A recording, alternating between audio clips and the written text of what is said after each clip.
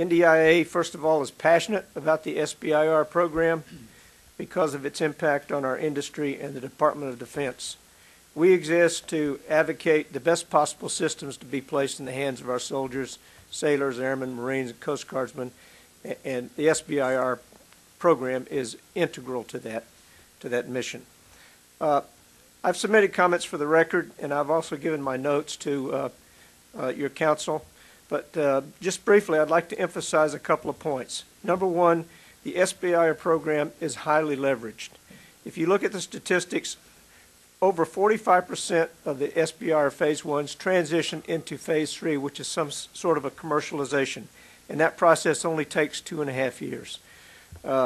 It's a very small amount up front, $100,000 for Phase 1 and $750 for Phase 2, but it enables these companies to leverage their private funds, and in many cases it multiplies that many-fold. It really pays for itself. It's also important to the country. We know that small business is the most efficient at job creation, the most innovative and the most agile, and the most efficient at value creation. We in Department of Defense are most interested in the innovation part of that, in the agility part. It's important to the Department of Defense because the Department of Defense basic research budget is about $1 billion. The SBIR portion of another $1 billion for the Department of Defense essentially doubles the basic research budget of the Department of Defense. Very important. We see lots of Phase 3 successes. I have in this book before me Army, Navy, Air Force, and Department of Defense success stories. And then you see this very impressive tome that the National Research Council has produced. And if you go through that and you stand back and you say, wow, this is a really, really important program.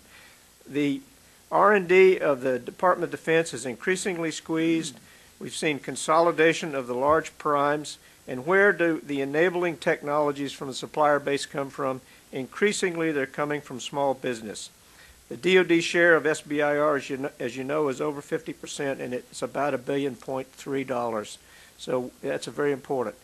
Now, why is it important to small business?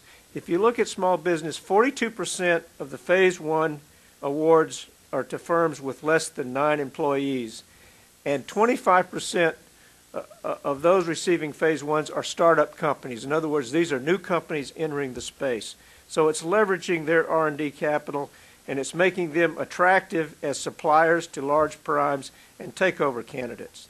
And indeed, it's life for small business.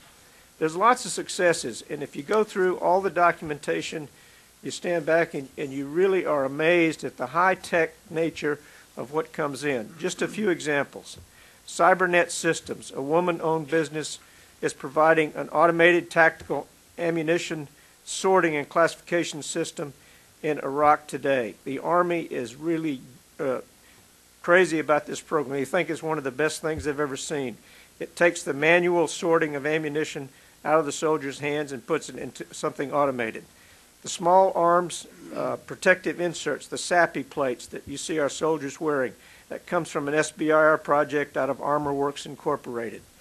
The phraselators, these automatic translation devices that you see in Iraq and Afghanistan today, comes out of a veteran-owned company from an SBIR project.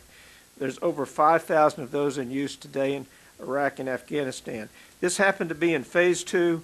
When the Army saw a need for it, they asked them to accelerate it. In just a few weeks, they accelerated it from Phase 2 into a commercial product and put it in the hands of the soldiers. The last example, Microphase Coatings Incorporated, a small company, only 7 employees. They make specialty coatings for all of the Department of Defense, but one of the specialty coatings is for the B-2 stealth bomber. As you know, that requires a lot of maintenance to maintain the stealth on the B-2. That product is coming from a company with 7 employees, SBIR. So if you look at the examples, there are many more. There are thousands. If you look at the United States Navy, a lot of their SBIR results in advanced acoustics for sonar, advanced communications technologies, and you just can't say enough about the technologies that are coming out of this.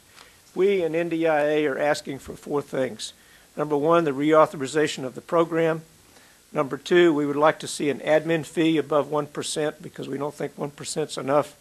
Number 3, we would like to see that you don't change the set-aside fee without talking to the Department of Defense, because that's a sensitive issue, not only in industry but with the department.